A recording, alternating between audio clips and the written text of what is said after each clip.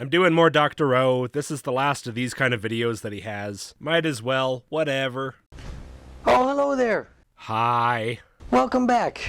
Thank you. Professor O here. It's Dr. O. Pay attention. Professor of Objects. Considering these videos are supposedly about arguments for the existence of God, not arguments for the existence of objects, I feel like getting a professor of arguments for God would have been better. What relevance does you being a professor of objects have to this issue? You seem to be presenting it as some sort of relevant credential. You know, I was getting ready to talk to you again in our final chat here about... Final chat. Thank God.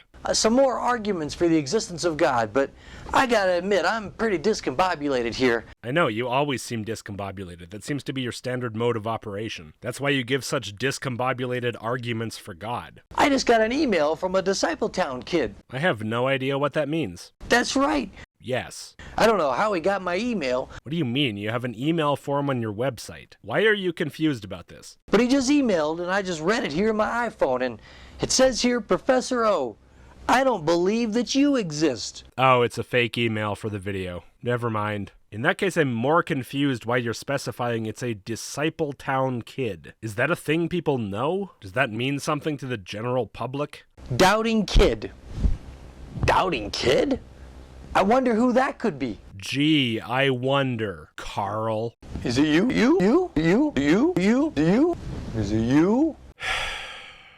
Can we just get on with it, please? I guess before I go on and give you a couple more arguments for the existence of God, I guess I need to prove that I'm real.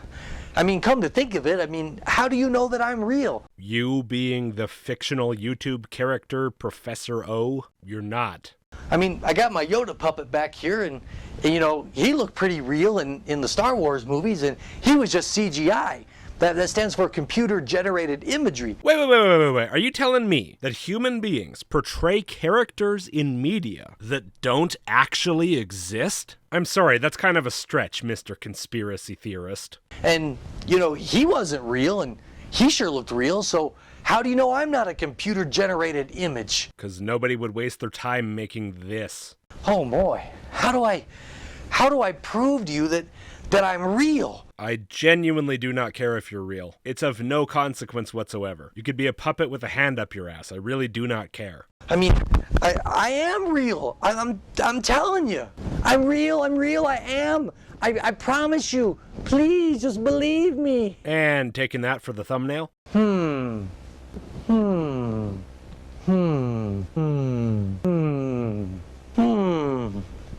I know.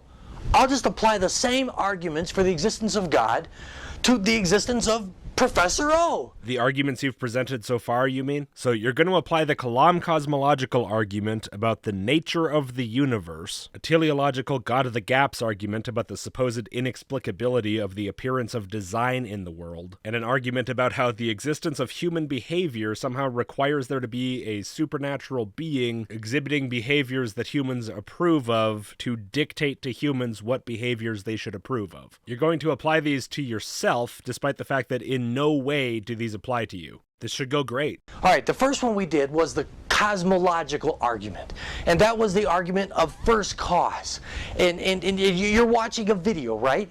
And something had to cause that video. I mean, it didn't just appear. Yes, I agree that something needed to cause the video. Considering that it's a YouTube video, I don't consider it very likely that this video always existed or originated without a cause. It seems to me that videos are made by humans, and all of the evidence appears to point to videos being created by humans. The situation obviously is extremely different with universes, but go on. I mean, I had to set up lights, and I had to set up a camera and a tripod, and I had to run a wire. See, look, there's a wire here with a microphone, and I had to get props. I had to cause this video to happen. Again, I'm inclined to believe you because of my understanding of what videos are, where they come from, how they're generally produced, the level of effort that would go into faking a video like this with CGI versus it just being some random guy on a webcam. I have a a lot of understanding about videos and the nature of videos and the origin of videos, and as such I can make a pretty confident, educated guess as to what this video is, where it came from. Could I be wrong? Yeah, of course. I just don't think it's that likely based on what I know about videos. I don't have that with universes. At this point, nobody does, not to the extent we would need to be able to make the assertions that are implicit to the Kalam cosmological argument. Your video and the universe are not the same thing.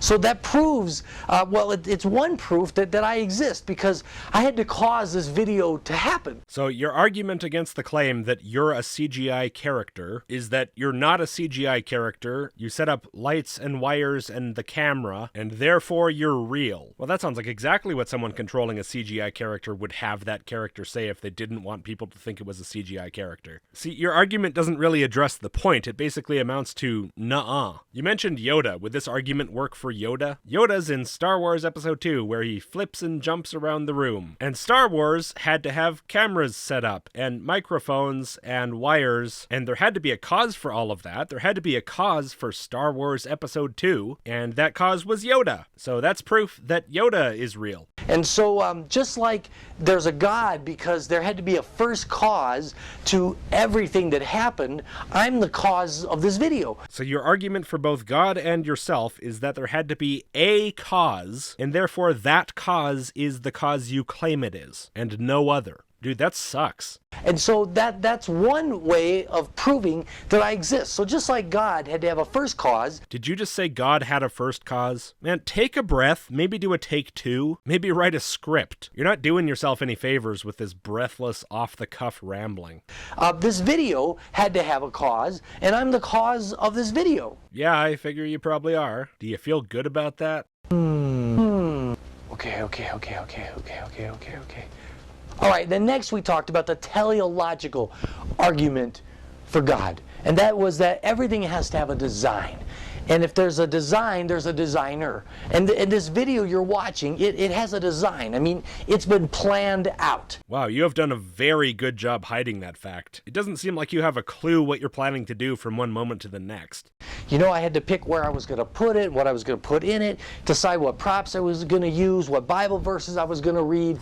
And so the design of the video you're watching, it also suggests that I'm real because, you know, there was a designer behind the video, and I'm the designer of that video. Right, so somebody's suspicious that you might be a CGI character created by somebody else, and your response is, no, see, there was a designer of the video, and therefore that was me. If there was a designer, that means I'm the designer. I'm the only option. You know, the argument you're putting forth isn't even about whether there's a designer of the video. Everybody agrees that there's a designer of the video. The situation with the teleological argument for the existence of God is very, very different because the fundamental disagreement is over whether perceived design actually is willful design, and so many of the examples brought up to support this idea that it has to be willful design keep getting shown to be natural. What you're presenting is an argument over who the designer of the video was. Was it you, or was it someone who created you and everything else in the video in CGI? And with regard to the God argument, we're not anywhere near that yet. We're not arguing over which God it was. We're talking about whether this God of the gaps argument really establishes that it was a God, any God, in the first place. But your argument for why the designer had to be you specifically is so bad. It's just, I designed it because I said so. Look, I agree that somebody designed the video. Roughly speaking, I mean, you're clearly winging it a lot of the time. And I agree that the person responsible for it is most likely you. And yet I reject your argument for why it's you entirely.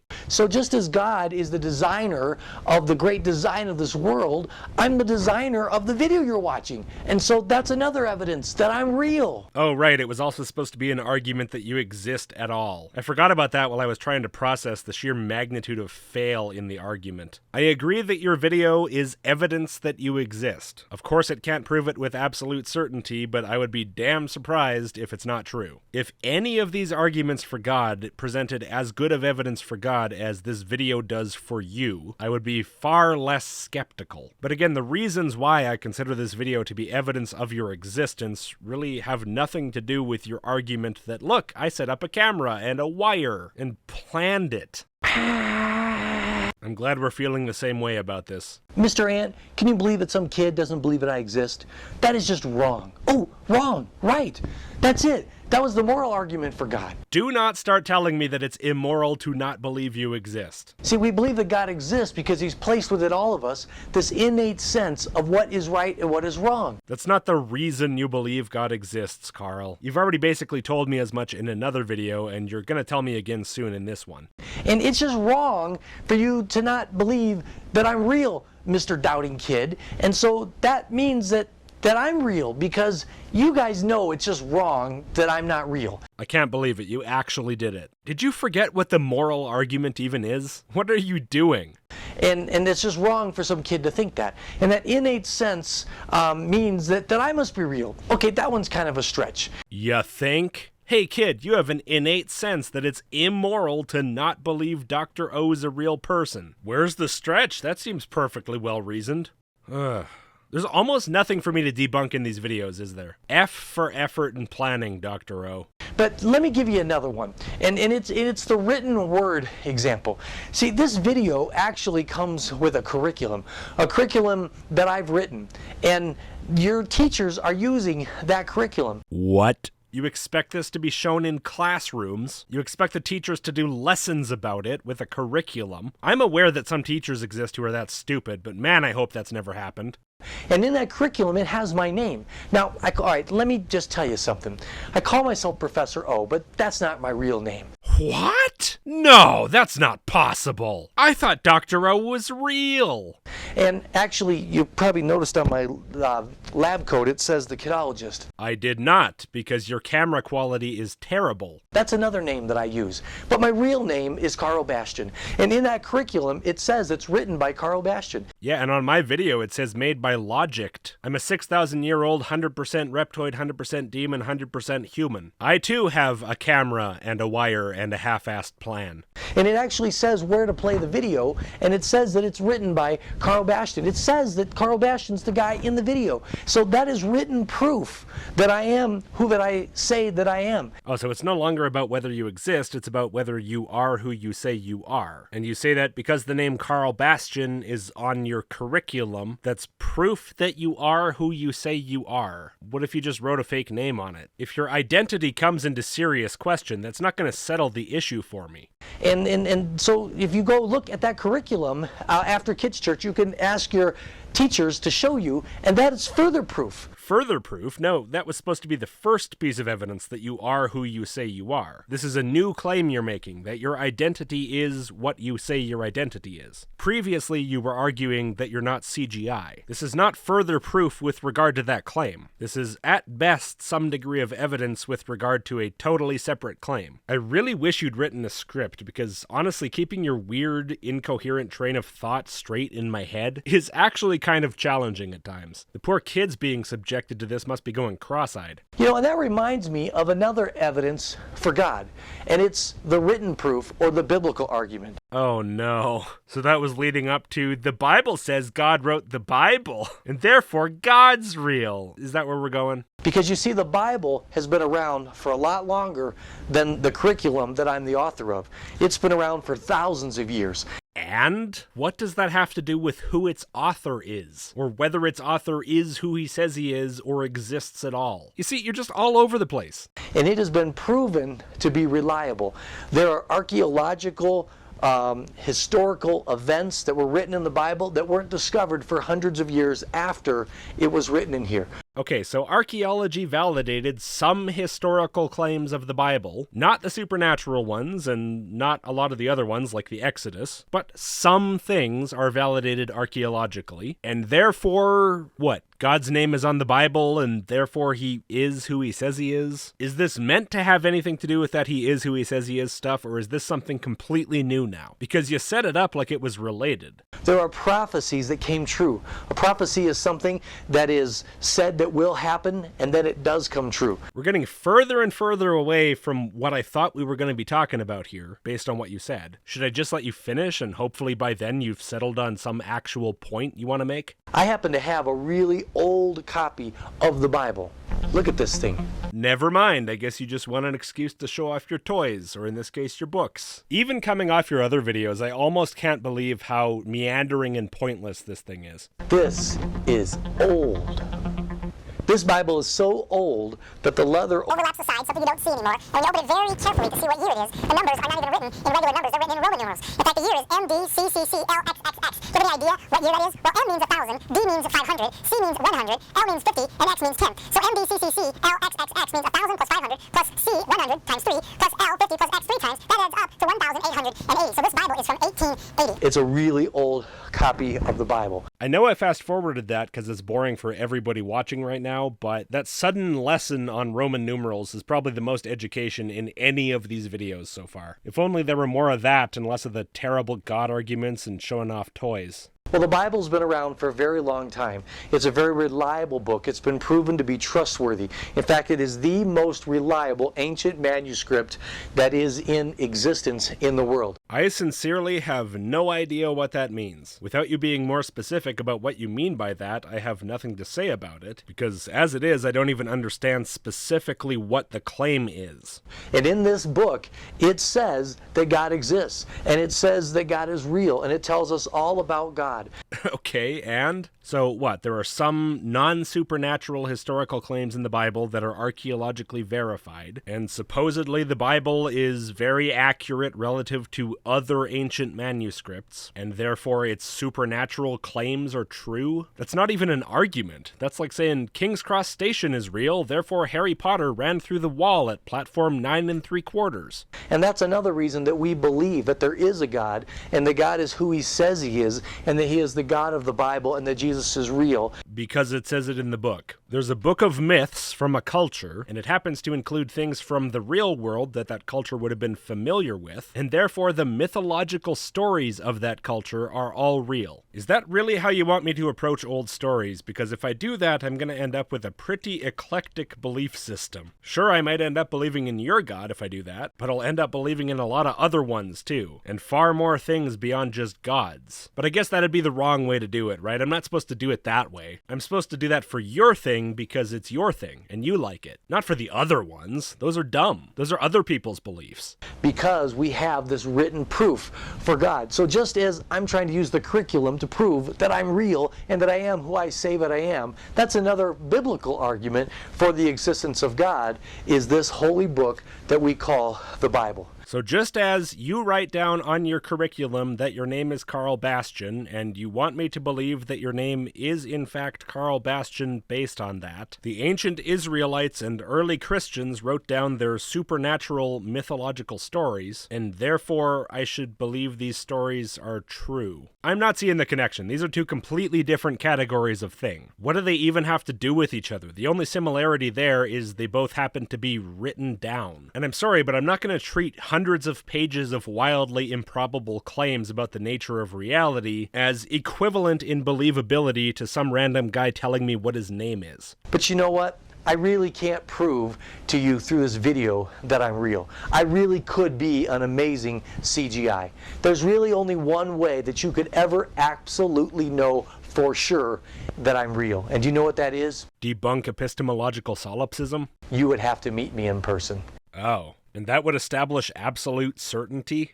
How? Sure, it would make me pretty confident. Not much more confident than I already am, but somewhat more. But absolute certainty? No. What an odd standard to have. And some people have done that. They've come to a conference and met me, or kids have seen me do a magic show. Some people have come to my house. Those that know me in person, that know me personally, who have actually met me and been in the same room with me, they know I'm real. Yeah, assuming you're actually real and they believe you're real, then yeah. On the other hand, if they didn't actually meet you and they just sort of had a feeling that you were in their heart, or maybe their parents told them when they were kids that it's morally wrong not to believe Karl Bastian exists, and so they went, oh, okay, fine, I guess he exists then, I don't want to be a bad person, then frankly they're lacking any serious justification to believe you exist, and whatever they see as indicators that you do exist are nowhere near as strong as they would be if they met you in person. But of course, it's still not that unreasonable for someone to think you exist, because the claims about you are really not that extraordinary. It's still not well justified, but it's still not that far out there. Now imagine if they said you were 12 feet tall and could shapeshift into a sea turtle and shoot lasers from your ears. How ridiculous would it be at that point to say that you know that person exists because of a feeling in your heart, or because of the way this belief has affected your life? It's funny that you try to equate that kind of reason for believing somebody exists with going and shaking their hand in person. You're pretending they're the same when they're clearly not the same. And the only people who can't see that are genuine idiots and the children that you're aiming this at. Yeah, Karl, you can probably trick a child with terrible arguments. Good for you.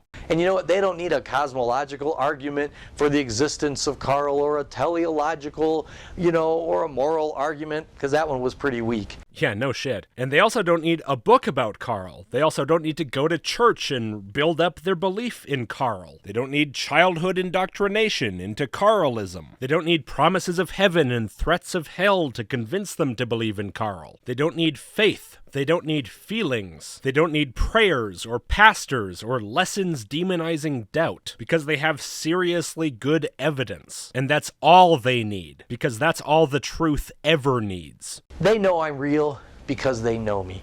And you know what? They don't have any doubt that I am real. And you know what? It's the same way with God. Is it? Because it's pretty damn rare to hear someone say that they don't believe other humans exist. But it's pretty damn common to hear Christians talking about their doubts. But regardless of whether they feel doubt or not, reality is not subject to your feelings. If you feel a feeling so strongly that you feel absolutely certain about the truth of some claim, that doesn't make it true. It means you have a feeling. And that feeling applies to many, many more things that people believe than just your God. You can try to use the cosmological argument, or the teleological, or the moral, or the biblical. There's ontological, and there's lots of other arguments. But the only real argument that will convince someone that God is real is the personal argument, and that is meeting God in person. Right, so as you say, all the arguments that you made this video about are completely pointless. They're not going to convince someone God exists. You told me that before as well. And you told me again now. You say they're not why you're convinced. They're not why other people should be convinced, and they're not going to convince other people. As you said in one of the other videos, the only reason why you bring these up at all is to grudgingly fulfill what you see as your obligation under 1 Peter 3:15, to be willing to give some kind of a reason for the hope that you have, even when it's not your reason, even when saying that it's your reason is a lie. It's just a way to waste time, to beat around the bush, to pretend like your reason isn't just you feel like it's true. Every second of these videos you've made is a pointless waste, dishonest and empty. I haven't treated any of it very seriously. I've barely bothered to debunk most of what you've said, but considering the true nature of what it actually is, I feel like I've treated it far more seriously than it deserves. He answers prayers. He does miracles in your life. He shows himself to you in ways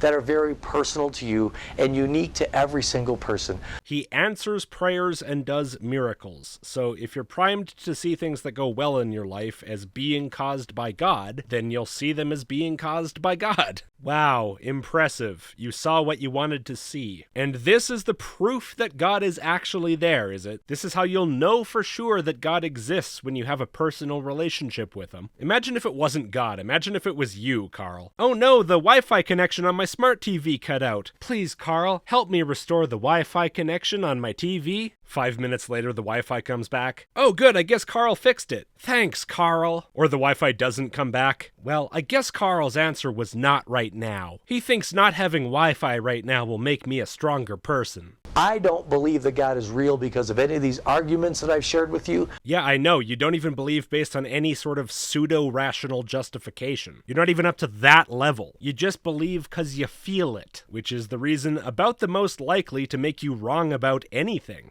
I believe God is real because of the personal experience he's made in my life, because he's changed my life. Uh-huh. I like to believe in God. My life is nice because I believe in God. Therefore, God real. What's your testimony, Karl? Did you used to drink on the weekends? Did you do wrong use of sex? Nah, you probably just spent 30% more on toys and now you've cut back a bit. You see, when someone becomes a Christian, they become a brand new person. And that is the best argument for the existence of God, because he changes the lives of people. Joining a religion changes your life, and you expect me to be impressed by this. That's the entire point of the religion. All the religions. That's what they're for. Go talk to a Muslim sometime. And that's when they finally know that God is real. So you can use these arguments for the existence of God, but the only way you'll ever really know that God is real is when you finally accept him and experience him, because then he changes you. Do you have any details I can latch onto with that, or are you just going to keep it that vague? Well, we're at the outro, so audience, you be the judge. These are the kind of videos that prompt a lot of nuh-uh type responses from me, but there's just not a lot of meat on these bones. Karl's videos themselves are kind of funny, but they're also kind of hollow. They're dumbed down to the level he thinks kids operate at, which is pretty low.